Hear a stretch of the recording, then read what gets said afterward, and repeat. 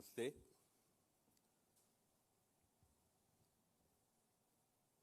Greetings on the 78th Independence Day of our country, which we celebrated yesterday. Let me also at the outset thank all of you for turning up in such large numbers, despite so many reasons to evade or escape from this event. It's a long weekend. It's raining outside. A big dampener. Psychologically, one doesn't feel like going out. And today is also, it also happens to be an auspicious day of Varalakshmi Puja. So despite so many reasons to excuse yourselves from attending this program, you came in such large numbers. I really appreciate not just the organizers, but each one of you for a very important reason. The reason being, this shows the concern that you have about what is happening in our neighborhood. That concern about the developments in countries in our immediate neighborhood, especially countries like Bangladesh, is what pulled you here. You wanted to show that concern. And probably you wanted to know more about what is happening and what is going to be the remedy for the kind of situation, unwanted situation that is developing in our neighborhood. One may say that, after all, Bangladesh is another country. Why are you bothered so much about it? Doesn't it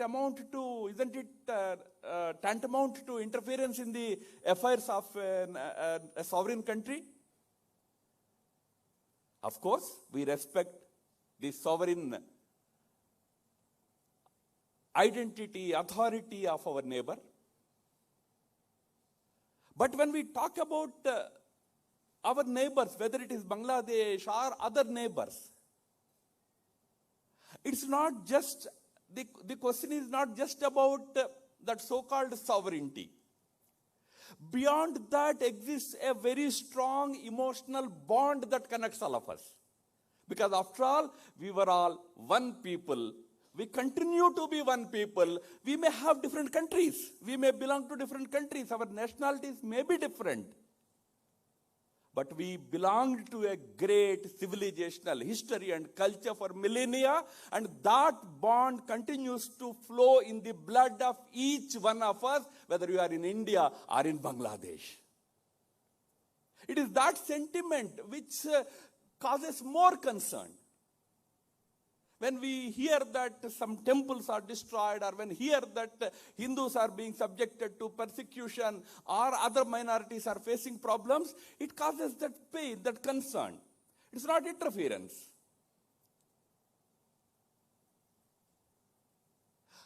We also have some kind of a right, I would say. I just mentioned that we celebrated our Independence Day just yesterday.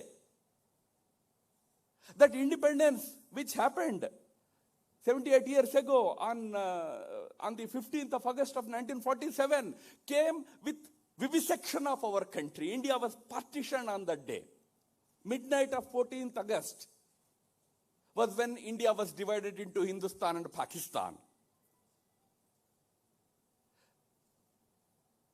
We never accepted that proposition which became the basis for that partition. The proposition was that Hindus and Muslims were two different peoples, they were two different nations, hence they should have two different countries. This was the proposition of Muhammad Ali Jinnah. We said no.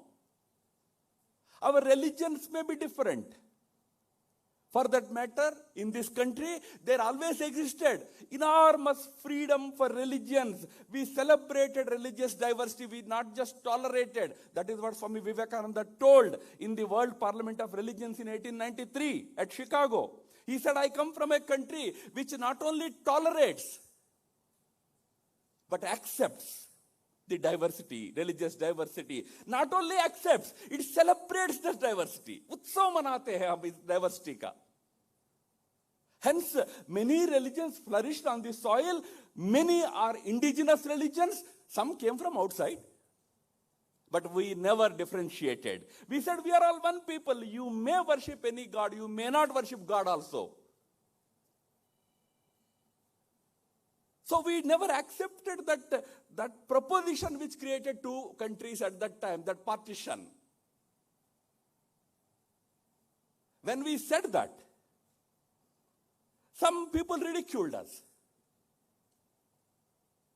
But within 25 years, what we warned at that time proved right. Religion could not hold Pakistan as one nation. That country got again divided into Pakistan and Bangladesh in 1971. Why it happened? You know, by the way, I don't know how many of you know, Bangladesh, I'm a political science student. For a political scientist, Bangladesh is the first nation state in Asia. A nation state created on the identity of a language. Otherwise, nation states are a familiar history in Europe. But in our neighborhood, first nation state is Bangladesh. Otherwise, we are all civilizational states. Our national identity is very civilizational. Not going into the detail. It's a very political type of discussion. But right from the day Pakistan was created in 1947, people of East Bengal, which became a part of Pakistan at that time in 1947, were subjected to enormous oppression, enormous humiliations. It's a Bengali-speaking region. In 1948, Pakistan declared Urdu as the national language for everybody. The East and West, everywhere only Urdu will be taught. The Bengalis stood up against this oppression of their language. When I say Bengalis stood up, that included Muslims, but also millions and millions of Hindu Bengalis. They all fought together. In 1958, the name of East Bengal was changed into East Pakistan. Even that Bengal name was eradicated. Again, Bengali people fought back against the oppression of the West Pakistani leadership. Again, Hindus and Muslims together fought for it. And the worst happened in 1970, when elections happened to that Pakistan's legislative assembly, national parliament. Awami League, which originally was raised in eastern part of the country, which is East Bengal, which was East Bengal and which was called East Pakistan, secured majority of the seats. But the leadership of West Pakistan said, no, we can't give power to East Pakistanis, despite the fact that they had simple majority.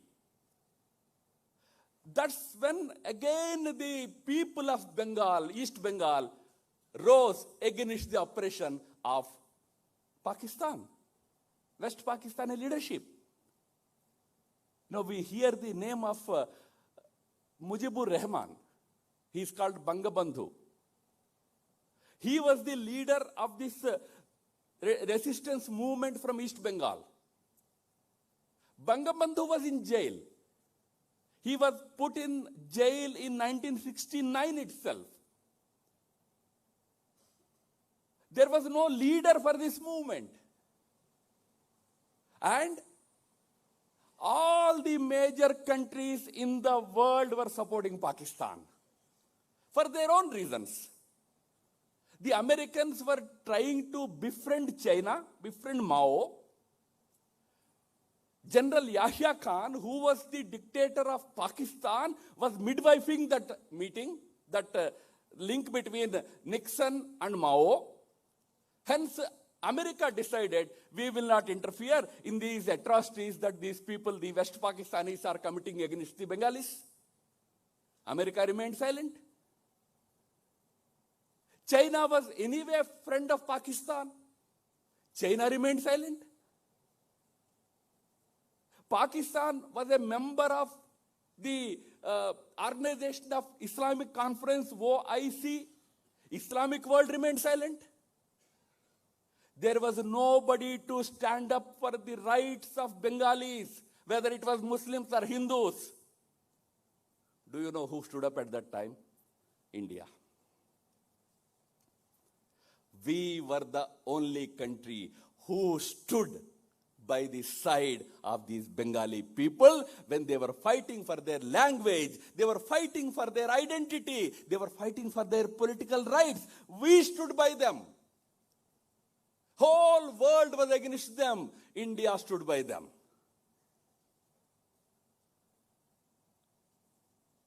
We were responsible in a way for giving them that courage to fight back the oppression of the Pakistani army in 1971. They created something called Mukti Bahini. Because it is now a part of history, I'm saying it openly. Otherwise, we never say these things openly. But Mukti Bahini was, of course, indirectly or directly encouraged by the then leadership, then people of our country. Don't we have a right to be concerned about what is happening there today? A country in whose birth we midwifed. We played the role. So it is not interference. It is a concern of a people who always were the well-wishers of the people of Bangladesh. May I tell you, when Bangladesh was being created, the Pakistan's brutal army, it played havoc in East Bengal, which later became Bangladesh. It killed millions of people. It is said that almost 3 million people were killed. But among those 3 million were tens of thousands of Hindus also. So Bangladesh is always a product of that Bengali pride, which both the Hindus and Muslims of Bangladesh shared as a common ancestral identity and pride.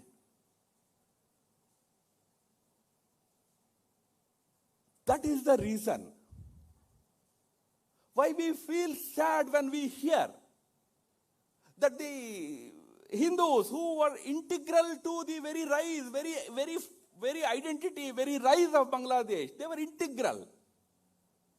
When they get subjected to this kind of atrocities that we hear today, we feel concerned. Today, the interim head of the interim administration, Nobel laureate, Muhammad Yunus, telephoned to our Prime Minister. Because our Prime Minister raised this concern yesterday in his Independence Day speech from the ramparts of the Red Fort. So he received a telephone call from Muhammad Yunus, the interim administration's head of the administration, from Bangladesh today, assuring that the minorities, Hindus and other minorities, their interests, their physical interests and their assets will be protected. We hope that there will be enough steps taken. Because this has become a sort of a daily routine in Bangladesh, unfortunately. Bangladesh is, as an independent nation, it has completed 5 decades already. But if you see the history of those 5 decades, you come across numerous instances when the minorities are subjected to atrocities for no reason. Always extraneous reasons. For example, last year, in 2023, Durga Puja pandals were attacked. You know, in Bangladesh, for those who probably are not aware of the ground reality, I'm just sharing some information. The 2022 census says there are 13 million, almost 14 million Hindus in that country, 1.4 crore Hindus in Bangladesh. All over the country, but concentrated in 4 or 5 districts in large numbers, but otherwise all over the country. And generally speaking, in the last 15 years, especially ever since Madam Sheikh Hasina's government came to power in 2009, generally speaking, Hindus enjoyed relative freedom to practice their religion. There used to be Durga Puja celebrations every year. Something like 30 to 35,000 pandals used to be erected. And even government used to, not government, Awami League leaders used to support those pandals. And government used to provide security to big pandals also. But there always existed an element, a fundamentalist element in that country, which would somehow find an opportunity to harass the minorities. One such occasion was last year, when almost 300 pandals were attacked. Thousands of houses were attacked, shops were attacked, for no reason. Just you are celebrating your, Hindus are celebrating their Navratra. Attacks happen. Go back in the history, you will come across many such instances.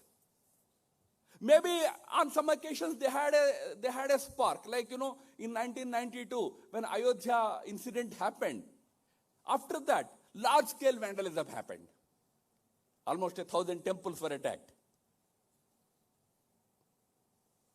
So this almost became a kind of a routine in that country. There are instances of leaders trying to control this also. Let's not assume that, there is nobody is doing anything there. No, it's not like that. There were efforts being made by leadership. For example, I mentioned about Sheikh Hasina. The parliament which was, whose tenure was over in January this year, a new parliament came into existence in January this year, which was now abrogated. But in that parliament, previous parliament, there were 18 Hindu members of parliament, out of which 17 came from Awami League. Chief Justice of Bangladesh Supreme Court was a Hindu for 3 years. 10% of police officers are Hindus. 7.5% of administration are Hindus.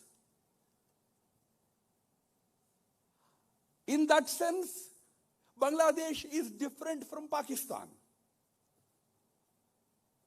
Yet, there always existed these forces, which just need an opportunity to harass, oppress the minority Hindus.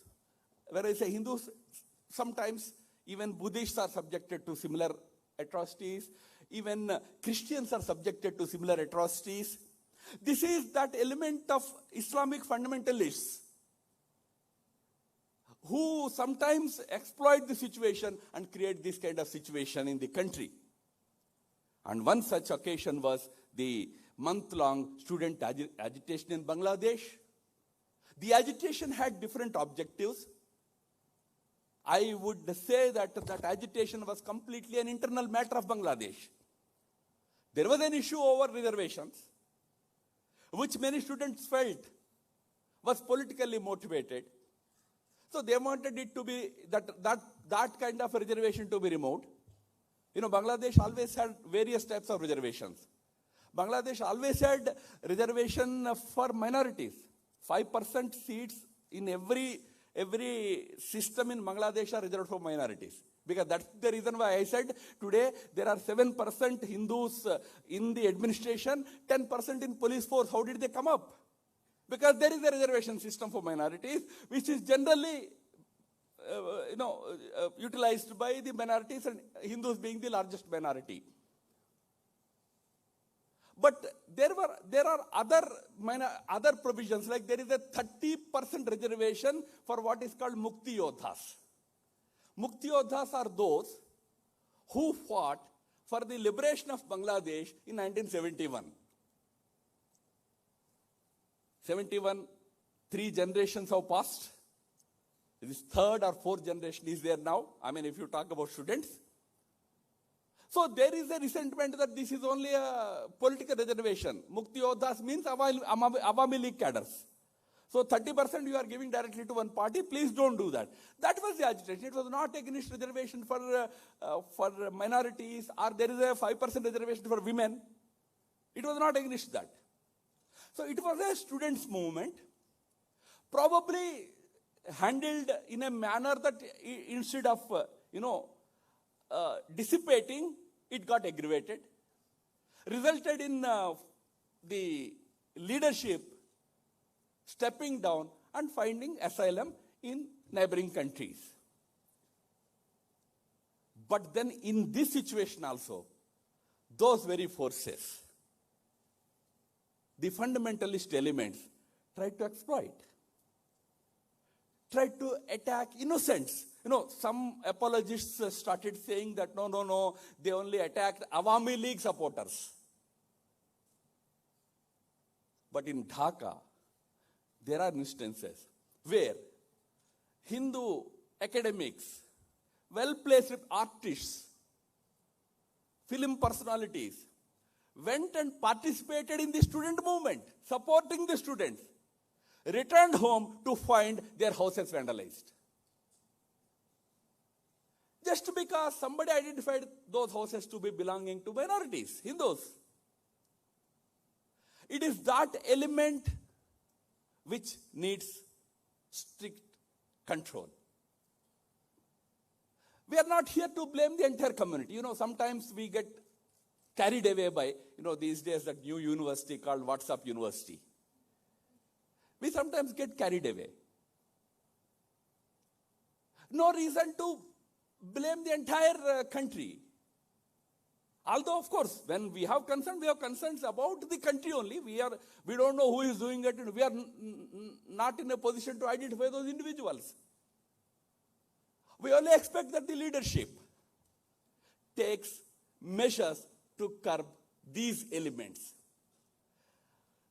Past also the experiences, that is where this one last point I mentioned in close, that is where sometimes we worry more, is that while even Sheikh Hasina's government tackled other types of vociferous forces very strictly, like for example, Sheikh Hasina government in 15 years sent almost a dozen senior leaders to gallows, Jamaat-e-Islami leaders to gallows. They were hanged to death for the role, pro-Pakistan role they played in 1971. Or the atrocities perpetrated against Bengalis that included Hindus and Muslims in 1971. 71 atrocities were perpetrated. Even after 40 years, they were tried and sent to the gallows. There was a terror attack in 2016 in Dhaka on a cafe where many foreigners used to visit. There was a bomb attack. In that bomb blast, 21 people died, out of which 16 were foreigners. The target was the foreigners. ISIS-style attack. Sheikh Hasina's government immediately moved with alacrity, immediately arrested 7 people. All the 7 were hanged. We feel happy. Yeah, here is someone who has the courage to take on the radicals, take on the terrorists. But the problem is, those who killed Hindus, those who destroyed their temples, we don't hear about them getting any punishment. That assurance that those who perpetrate this kind of vandalism, this kind of terror, will also be punished strictly is what everybody expects. You see, bad people, criminals exist in societies.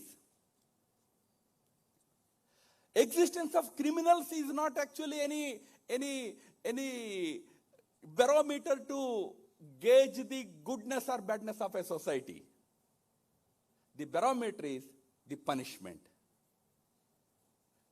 Will they be punished or will they go scot-free?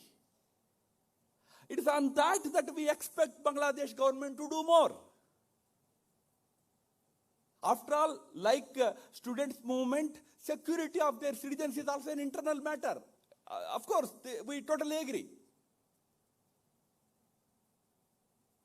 But as I said, as emotionally bounded society, one people, we have feelings. We have feelings, that's why we supported Bangladesh when 1 million Rohingyas descended on that country, created a major economic crisis for Bangladesh. India stepped forward and extended 2 shiploads of relief material was sent to Bangladesh. We should pay them. We didn't say it's your internal matter. These refugees are your internal matter. We didn't say that. We said, oh no, you have a problem, we are there. In the same spirit we are saying, take care of everybody. And especially the minorities, who always felt that they are an integral part of that country. You know, today also there are 1.4 crore Hindus in Bangladesh. Imagine, why are they there? Why did they not decide simply to just cross over? Okay, today we built a fence, but there was no fence until 10 years ago. But still they did not come over. I can give you any number of instances. In 2016, we made an agreement with Bangladesh by which we exchanged certain enclaves. What happened at the time of the partition was, certain enclaves which belonged to Bangladesh remained in India. Now, for example, this area JP Nagar. Suppose if I say JP Nagar belonged to Andhra Pradesh, you will laugh at it, right? How can JP Nagar belong to Andhra Pradesh? It is right in the middle of Bengaluru, no? But a situation existed where 100 and such enclaves, 60 in Bangladesh, small enclaves, there were people living there. They were Indian enclaves. Telephone se lekar, post se lekar, sarpanch se lekar, everybody is to be appointed by Indian system. But they were inside Bangladesh. 35 to 40 such enclaves belonging to Bangladesh inside India. Because it's a long history, I won't go into it, because Nawabs were to exchange their territories. While exchanging, a Nawab donated some territory to a Hindu. The territory originally belonged to Nawab, but he donated to Hindu in Calcutta. Calcutta became India. The enclave belonged to Bangladesh. So much of that confusion existed. We decided we should end this confusion. So we decided to exchange. Whatever enclaves are there, if it is Jayanagar is in Karnataka, it goes to Karnataka. If Gorantla is today in Karnataka, it should belong to Andhra Pradesh, it will go to Andhra Pradesh. One time settlement we did in 2016. First time Modi ji took the courage to do that. Let us settle this issue. That time we gave an offer. Suppose there are Indian enclaves in Bangladesh. They were all mostly Hindus living there. We told them, you see, we are giving this territory to Bangladesh. If you want to come over to this side, India side, come over, we will give you citizenship. 99% refused to come. They said, no, Bangladesh is our country. We lived here for centuries, for decades. We want to continue here. We never bothered whether this enclave belonged to India or Bangladesh. We lived in Bangladesh, part of Bangladesh. We want to continue here. Friends in Bangladesh should remember that. That is how every Hindu is committed 100% to Bangladeshi identity. He has as much pride about their Bengali identity, Bengali culture, as any other Bangladeshi Muslim is. Hence, the treatment that is meted out to them should be taken very seriously. We sincerely hope that the student movement, which has spearheaded a major transformation in that country, will keep all these things in mind. I must register an element of appreciation for the students also, that there were any number of instances when the leaders of this movement, the movement against the leadership of the time, took a lot of initiative to protect temples. Those who came forward to protect temples, protect Hindu houses and all, included even imams of masjids. There will be good people and bad people everywhere. There were enough good people who came forward and tried to do their bit. Of course, in some cases they succeeded, in some cases they could not succeed. Dhakeshwari temple in Dhaka has been protected by people there. Such instances give us confidence that yes, there are challenges for minorities in Bangladesh, but there is no reason to think that they cannot live there or anything. We only will be happy to see that those culprits who indulge in this kind of very heinous activity are brought to book, are punished appropriately.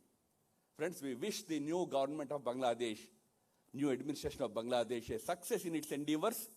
Bangladesh has progressed so much. It's a phase where they are facing a turmoil. We hope that they come out of this turmoil fast and have their own government. And Bangladesh was created on the principles of Bengali identity, secularism, and democracy. We hope that like India, how we flourished on these principles through a constitution, Bangladesh also continues to cherish these ideals, continues to flourish based on those ideals. Thank you for your patient listening.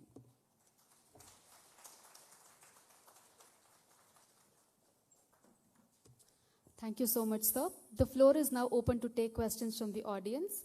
We will have volunteers facilitating with the mics.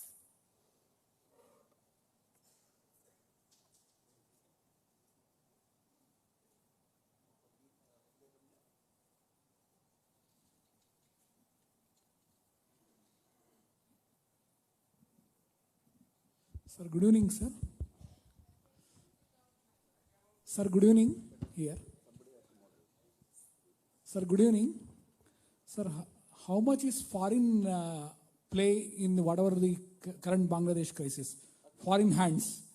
How much is foreign hands playing in current Bangladesh crisis?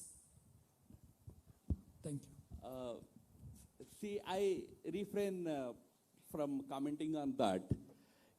For many reasons, when there is some, combustive material available, there will be many enthusiasts to ignite it. But for us, bigger question should be whether there exists this combustion material, there is material for it to be ignited, then many people play their role. No, by foreign hand, I can say straight away, if you are talking about ISI, it could be there in this violence. But if more than that, so-called deep state and all that it is there, I leave it to your imagination. We South Asians are very fond of conspiracy theories. We say that George Soros is behind it. Enjoy. Thank you. So please, the mic will come to you. Namaskara, sir. I have only one question, that in the global context currently, so staying of Sheikh Hasina in India, Is it a challenge to India or is it a challenge to Bangladesh now? I couldn't get it. I couldn't get it. But Sir, as per the global context now, staying of Sheikh Hasina in India, in current situation, whether it will pose a challenge to the India or challenge of Bangladesh only? you see, Sheikh Hasina came to India because of a particular political situation that existed. She did not come to India because she is a criminal and she is escaping and all that. She came because of a particular political situation that is existing there. So how to handle it will be decided by us. We always gave shelter to people who came persecuted for political reasons. I'm not comparing, please don't compare her with somebody else, but we have had our people now. We have had people like right from Dalai Lama. Many people used to come, stay here, take shelter. No comparison. Each case is different.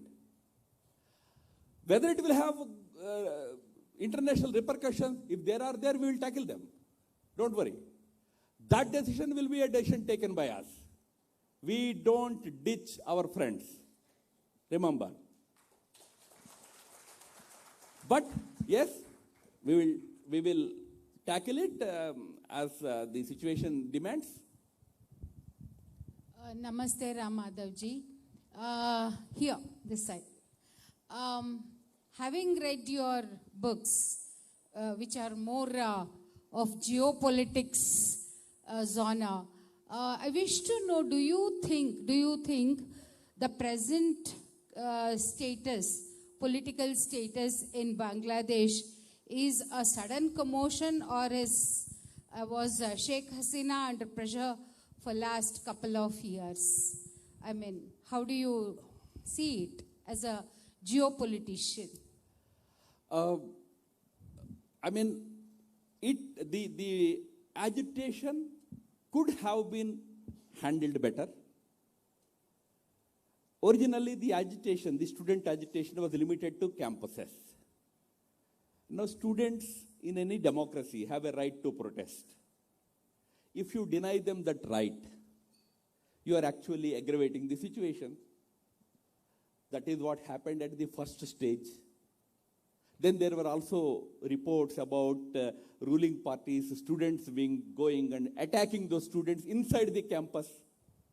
When you do that inside the campus, they will come outside. That's what happened. They came onto the streets. They could have handled this agitation a little more diligently, a little more sensitively. You know, in any agitation, the official death toll is 350 people. This is official death toll, okay? So you can imagine that the actual numbers will be definitely higher than that. There will be huge commotion, and especially when the movement is the movement of students. I mean, our own children are dying. So probably the agitation could have been handled better. There, definitely government probably could have done better. There, what can we do from outside? I mean, we can only suggest to them that, handle it carefully.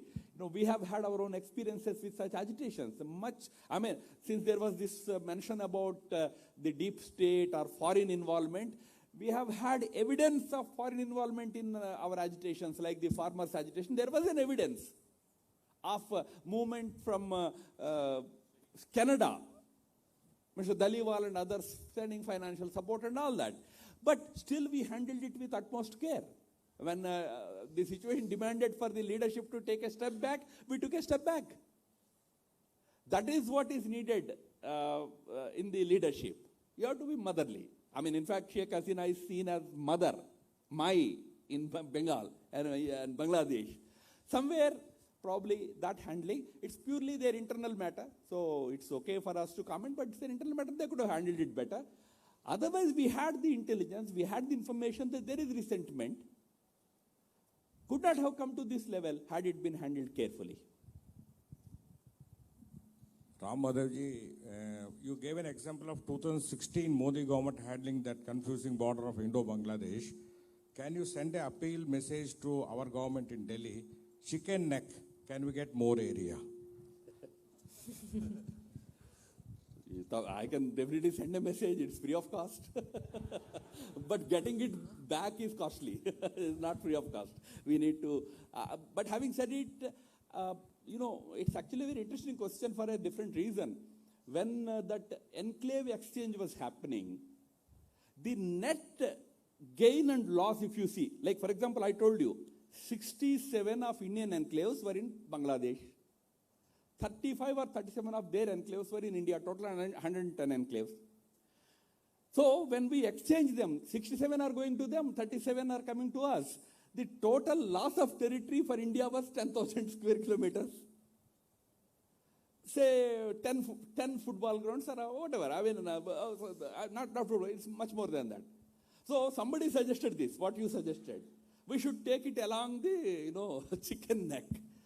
But that cannot be the basis. No, the basis was simply let us finalize this as the border and then take it that way and this way.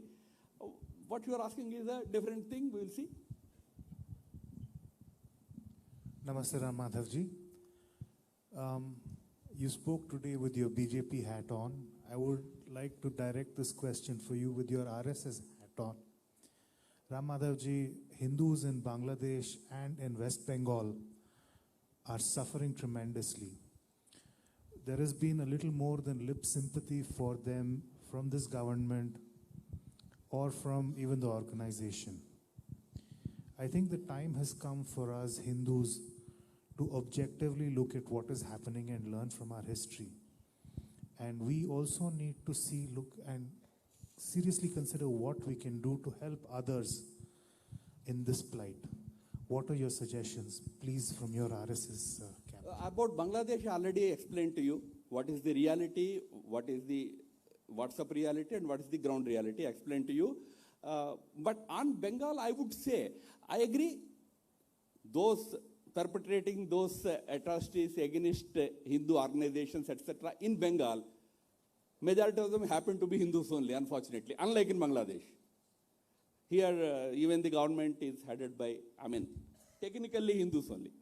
But the issue is important. What is that answer to this? How do we help the community Hindus there? The only permanent answer is to get good governance there. What is needed is good governance where everybody feels secure. Everybody should feel secure. So good governance is the answer. So the answer is remove the government, which is not, helping in creating that kind of a confidence among the Hindus or among the citizens, I would say. Every citizen should feel, just because he voted for BJP, he should not be victimized. That is what happens in Bengal. They are hanged to death for voting for BJP. Killers also sometimes happen to be same village people. Killers happen to be Hindus. But they are persecuted for this. An example of anarchy, an example of, the kind of crimes happen and people go scot-free in Bengal. We are seeing how horribly that rape victims case has been handled in that state. Now, your question is, how do we handle it? We are in a democracy. In a democracy, the answer is democracy. We have to replace that government. We have to work hard to ensure that whenever elections happen next time, that government is replaced with a better government, which ensures justice and peace for everybody. That's the only permanent answer we can get. Although I know that I see on social media people asking for president's rule, to this, to that, so many things. But if we are in a democracy allows you only a few things. It doesn't allow you to go roughshod over any government. It doesn't allow you. That is the system we are following in our country. Within those limits, we have to work hard and ensure that we have better governments. We are talking about is everything hunky-dory here? You are also facing a lot of challenges here. So we need good governments to tackle these challenges. That's the only thing, from this place I can say publicly. So good evening, sir. My name is Chandrasekhar. This is my question is regarding the same what you just now answered. This is regarding Article 356 of enforcing presidential rule, especially in Bangladesh. In 2022, when the elections happened in Bangladesh, there were a lot after the election. Bangladesh or Bengal? West Bengal. There were a lot of violence after the election. Even though the TMC won with a high majority, there was so much of violence. 60,000, if I'm correct, 60,000 Hindus, they left Bengal and went to Assam. And there's so much of commotion, so much of violence there. Why our government did not enforce presidential rule? There were so many benefits. Even there was National Women's Commission also, report was against it. High Court report was against it. Supreme Court reports were against it. Still, our central government hesitated to impose governor's rule. What could be the reason? Why BJP should insist that they should not go for any governor's rule? The reason is imposing president's rule or governor's rule is a procedure. Just because there are violent incidents in a state, center cannot simply impose it. There is a procedure by which it has to be ratified by both the houses of the parliament and also to be ratified by the Supreme Court of India. So there is a process. So we have to weigh in so many factors before taking any such step. Even in cases where we need to remove certain constitutional authorities, we were unable to do it for many years. From 2014 to 2017, we tolerated so many things. Because that's why I said, in a democracy, you have to follow certain democratic procedure. Article 356 doesn't give any free hand to governments to simply, remove the government that you don't like. It has a procedure to be followed. That procedure is not that easy as we are probably suggesting here, that because there is violence, you should simply impose Article 356. If that situation comes where that kind of an action is as mandated and necessary, there it will be taken. Like, we did it in Jammu and Kashmir. We imposed president's rule first. Governor's rule first. Subsequently, it was converted into president's rule. And now that UT is going for polls after 6 years now. There was general unanimity in the system, in the parliament, that we needed some such thing. So it was possible. Or the legislative process should collapse on its own. Like, there is no way that the government can function. Some such legislative situation should emerge. Then 356 can be applied to that state. Then governor will recommend 356 because no government can be formed. But Bengal, that is not the case. There is a government which enjoyed majority in the house. So because of that situation, we cannot whimsically invoke 356. It has to be followed through a proper legislative procedure. Kindly keep your questions crisp and to the point. Two more questions. Yeah, my question is, when we see so many illegal Bangladeshi immigrants, that's also an indicator of how pathetic the situation of the country is. So you also mentioned that in the enclaves, no Hindus wanted to come back to India, but in other parts of Bangladesh, if there are Hindus who are being, going through this pain, should we not and if they are interested in coming back to India, should we not use the CAA Act and provide them the shelter and get them back to India instead of getting persecuted in Bangladesh? No. See, those who want to come to India and settle in India, there is a procedure for them. They can come seek citizenship in India and they can settle in India, there's no doubt. And if it happens to be Hindus, there will certainly be a positive consideration for them. There is no doubt about it, and there are enough constitutional provisions for them. CAA has a deadline. Like, those who came into our country before 2014 can only claim CAA benefits under CAA. Meaning, within 6 years, they can claim citizenship. If today's situation forces some people some Hindus to come to India seeking shelter here. I don't think there will be an opposition in our country. But should we encourage that? My point is that. Should we simply encourage that all Hindus from Pakistan, Bangladesh, everywhere come over to my country? Or should we tell those countries that they are your proud citizens, take care of them? The second thing we prefer to do, to the extent possible. That's why Prime Minister openly stated in his Independence Day yesterday that please take care of the interests of Hindus. You know, generally, we are not supposed to comment about the situation in other countries. But Prime Minister took it as a responsibility that Hindu interest should be safeguarded. So he mentioned it. And immediately he got a response. Immediately the head of the government called up today and said, no, I'm taking enough interest to secure their interests. And he went to Dhakeshwari temple yesterday. You all might have seen in the papers and all. So that is how we should try our best. Because remember, these numbers are very huge. I told you, 1.4 crore.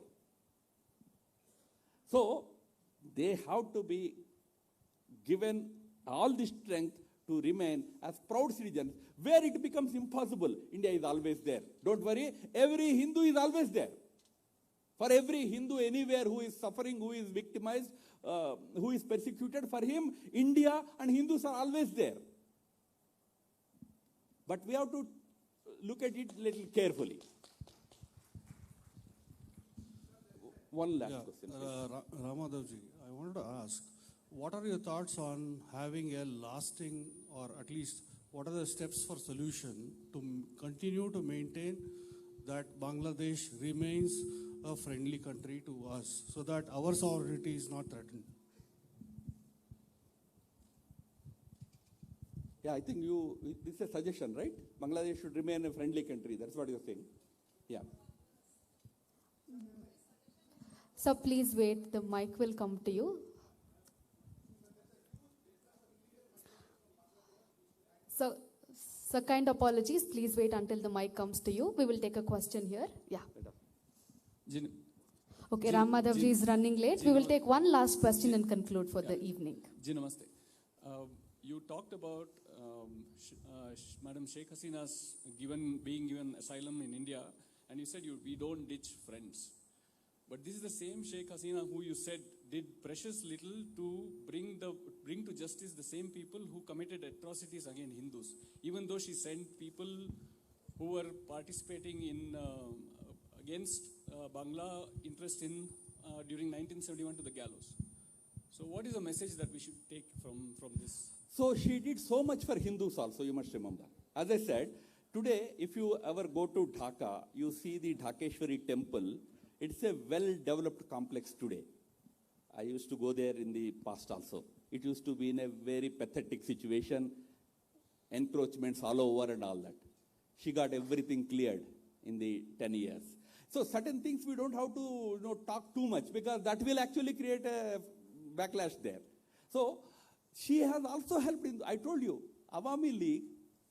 Today if there are 18 Hindu MPs in Bangladesh parliament, 17 are from Awami League. That credit you give to Sheikh Hasina or not? Or her efforts to ensure that Hindus celebrate their festivals peacefully, like as I said, Navratra. She always tried to do her best to ensure that.